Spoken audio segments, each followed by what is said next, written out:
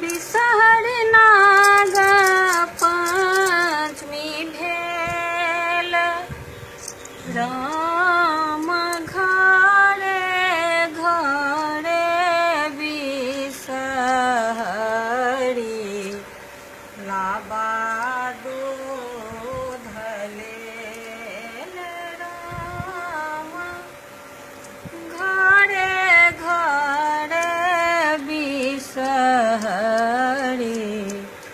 लाबा दूध लेल मंदिर बा बिसहरि काठी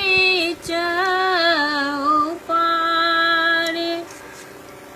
राम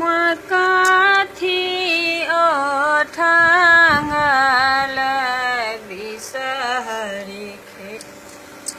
सोना के